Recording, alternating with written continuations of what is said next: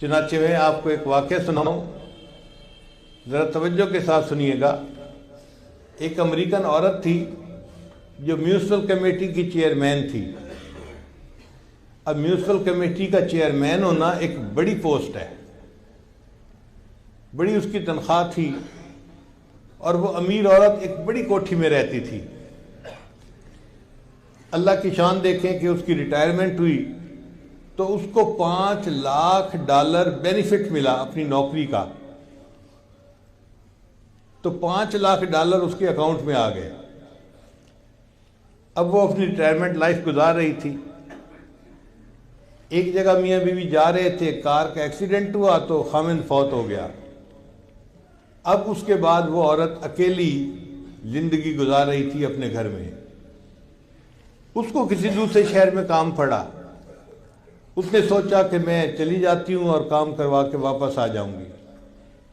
उसने अपनी गाड़ी निकाली, बड़ी गाड़ी थी 4x4, और ड्राइव करके वो दूसरे शहर गई।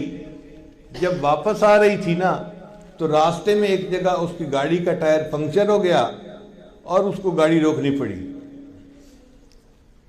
अब उसने नीचे उतर के देखा तो बड़ी गाड़ियों के टायर बहुत वजनी होते हैं, औरत ज़ात कमज़ोर होती है, उसके लिए अकेला उसको बदलना मुश्किल होता है।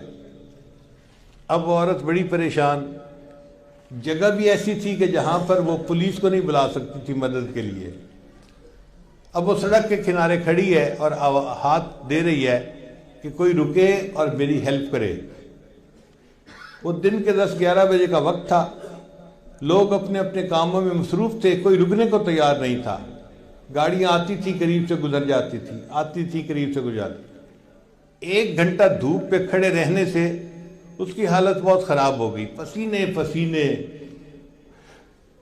और वो परेशान खड़ी है कि पता नहीं मैं इस मुसीबत से कैसे निजात पाऊंगी, कौन मेरी मदद करेगा। अचानक एक नौजवान लड़का था, उसने गाड़ी रोकी और पूछा कि आप यहाँ क्यों खड़ी हैं। इसने कहा भाई मैंने अपनी गाड़ी का टायर बदलने है और मुझे हेल्प की ज़रूरत है। उस बच्चे ने गाड़ी साइड पे लगाई और आके गाड़ी को देखा, टायर को देखा, और जब उस औरत को देखा ना कि इसको पसीना आया हुआ है और कपड़े इसके भीगे हुए हैं जैसे कोई नहाया हुआ होता है, तो उसको महसूस हुआ कि ये औरत तकलीफ में है। उसने उस औरत को कहा कि देखें, मैं नौजवान हूँ, मैं अकेला ये टायर चेंज कर सकता हूँ, आप फिक्र न करें। आप इतनी देर धूप पे न खड़ी हो, आप मेरी गाड़ी के अंदर जाकर बैठ जाएं, एयर कंडीशन चल रहा है तो मैं गाड़ी का टायर बदल देता हूँ। अब ये औरत जब उसकी गाड़ी में आकर अगली सीट पर बैठी ना, और इसको एयर कंडीशनर की ठंडी ठंडी हवा लगी, तो अब इसके ज़रा होश और ठिकाने आए। अब ये देख रही है विंड स्क्रीन में से कि वो लड़का गाड़ी का टायर चेंज कर रहा है। इसके ज़हन में ख्याल आया कि ये कितना अच्छा लड़का है कि जिसने मेरी गाड़ी के टायर को चेंज करने के लिए गाड़ी रोकी। अगर मैं इसको $500 हदिया दे दूं, गिफ्ट दे दूं, तो कोई मुश्किल तो बात नहीं है मेरे लिए। मेरे अकाउंट में तो $5 लाख पड़े हुए हैं। तो उसने $500 अपने पर्स में से निकाल के ना अलहदा कर लिए कि जब ये गाड़ी का टायर चेंज करेगा ना तो मैं इसको $500 गिफ्ट दे दूंगी। थोड़ी देर बाद लड़का आ गया, जी मैंने गाड़ी का टायर चेंज कर दिया है, आप जा सकती हैं। ये औरत गाड़ी से बाहर निकली और इसने उसको $500 देने की कोशिश की। उसने पूछा ये आप क्या दे रही हैं। इसने कहा आपने मेरे साथ भला किया और मैं चाहती हूं कि मैं आपको गिफ्ट दूं। उस लड़के ने इनकार कर दिया। उसने आगे से जवाब दिया, it is objective of my life to help others. ये मेरी जिंदगी का मकसद है, मैं दूसरों की मदद करता हूं। When I help someone I feel happy. जब मैं किसी की मदद करता हूं ना, मुझे दिली सुकून होता है। बस यही मेरे लिए उजरत काफी है। ये औरत और मुतासिर हुई कि अच्छा, दुनिया में ऐसे लोग भी होते हैं। चुनाचे ये अपने घर की तरफ चल पड़ी और ये फिक्रा इसके ज़हन में घूम रहा था, it is objective of my life to help others, when I help someone I feel happy. ये मेरी ज़िंदगी का मकसद है, मैं दूसरों की मदद करता हूँ। जब मैं किसी की मदद करता हूँ मुझे दिली सुकून मिलता है, मेरे लिए यही उजरत काफ़ी होती है। अब ये उस फिक्रे को बार बार अपने ज़हन में दोहरा रही है और गाड़ी चला रही है।